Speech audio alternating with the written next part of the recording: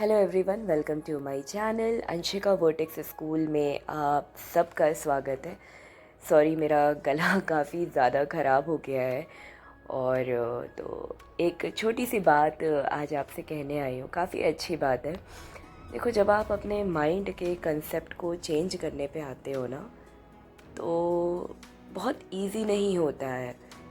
जब आप अपने माइंड के वायर्स को इधर से उधर करते हो ना, मतलब जो अपने पैटर्न्स को, थिंकिंग पैटर्न्स, वायर्स का मतलब ये नहीं है कि आप अपने नर्व्स को इधर से उधर करो।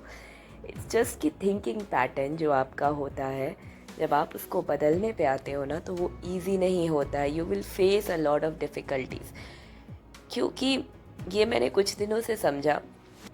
यूजुअली मैं ऐसे सोच रही थी कि हम इंडियंस के लिए ना किसी भी चीज़ को मैनिफेस्ट करना ना बहुत मुश्किल होता है। यूजुअली हमारे यहाँ पे लोग ना बड़ी लिमिटेड सोच में, बड़ी फाइनाइट सोच में, क्योंकि ऐसी हमारी प्रोग्रामिंग होती है बचपन से।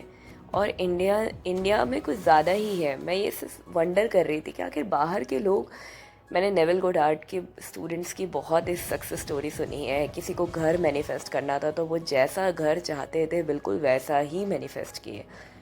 इतनी इम्पॉसिबल सिचुएशन भी वो मैनिफेस्ट कर लिए, तो फिर हमारे लिए क्यों मुश्किल होता है। तो मुझे ये समझ आया कि हम ना बहुत लिमिटेड सोच, बहुत फाइनाइट सोच रखते हैं। इतना ज़्यादा हम अपने माइंड को रेस्ट्रिक्ट कर देते हैं कि हमें लगता है कि ये हो ही नहीं सकता, ये ऐसे नहीं हो सकता। यही कारण है कि किसी को किसी की डिज़ायर्ड जॉब नहीं मिलती, किसी को किसी का डिज़ायर्ड अमाउंट नहीं मिलता, क्योंकि हमारी जो थिंकिंग पैटर्न है वो बहुत रिस्ट्रिक्टेड है, बहुत लिमिटेड है। इसीलिए बोला जाता है कि बुक्स को पढ़ो। जब मैं अब्राहम की वीडियो सुन रही थी, तो अब्राहम की वीडियो में जब एक लेडी को अब्राहम का सेमिनार ज्वाइन करना था, तो उनके पास पैसे नहीं थे, बट उसे जाना तो शी वॉज़ वेरी क्लियर कि हाँ उसे जाना है, और वो बहुत अलाइनमेंट में थी। तो वो अपने फ्रेंड के साथ कहीं पे गई डिनर करने, और पीछे कोई झाड़ी टाइप था, तो वहाँ पे उसे एक चमकती हुई चीज़ दिखी। उसे इम्पल्स आई कि उधर देखो, और उसे चमकती हुई चीज़ दिखी। जब वो वहाँ गई तो वो डायमंड्स निकले, और उसने उसे बेच के उसे पैसे मिल गए अब्राहम के सेमिनार में जाने के लिए। अब देखो ये कितना, मतलब सिर्फ उसने क्या पे फोकस किया कि उसे सेमिनार में जाना है तो जाना है।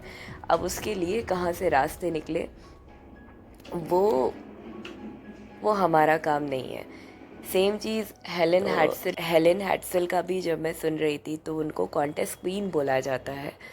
तो वो भी कॉन्टेस्ट क्वीन कैसे बनी, क्योंकि उन्हें अपने माइंड को ना एकदम फाइनाइट नहीं रखा था। तो हमारे लिए थोड़ा मुश्किल इसलिए होता है क्योंकि हमने बहुत फाइनाइट, बहुत लिमिटेड सोच रखा है, और एक दिन में नहीं बदलता है। जिस तरीके से दिवाली की सफाई करते हो ना, तो 10 दिन पहले से स्टार्ट कर दिया जाता है ताकि धीरे धीरे करके पूरा घर साफ़ हो जाए। वैसे ही माइंड, आप कितने साल के हो, अगर 21 साल के हो, 18 साल के हो, या 22 साल के हो, 40 साल के हो, 30 साल के हो, 30 साल से इतनी गंदगी माइंड में भरी है, तो इतना ज़्यादा कूड़ा एक दिन में नहीं साफ़ होता है। तो जस्ट बी ईजी, धीरे धीरे करके उस कूड़े को साफ़ करना है, और धीरे धीरे करके उसके अरेंजमेंट को बस चेंज करना है। जो सोचते आ रहे हो, जो पुरानी थिंकिंग का पैटर्न है, उसे बिल्कुल कन्वर्ट कर देना है। क्योंकि अगर आपको अपनी ज़िंदगी बदलनी है ना, तो सेम लेवल का जो कॉन्शियसनेस है ना, उससे ऊपर उठना पड़ेगा, तभी आप अपनी ज़िंदगी बदल पाओगे। और जैसी चाहते हो ना, बिल्कुल वैसे डिज़ाइन करना पड़ेगा।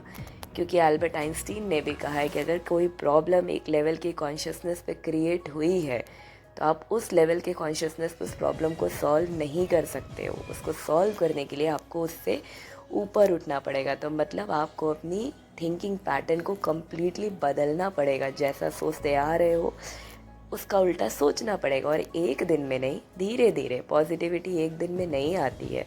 धीरे धीरे हम चलना सीखते हैं, धीरे धीरे हम साइकिल चलाना सीखते हैं, धीरे धीरे हम लिखना सीखते हैं, धीरे धीरे हम इतने बड़े बड़े सेंटेंसेस बोलते हैं, धीरे धीरे हम एक एक किताब पढ़ना सीखते हैं। तो धीरे धीरे ही हर चीज़ होती है। धीरे धीरे ही माइंड के स्ट्रक्चर को, उसके थिंकिंग पैटर्न को कम्प्लीटली आप रीअरेंज कर सकते हो।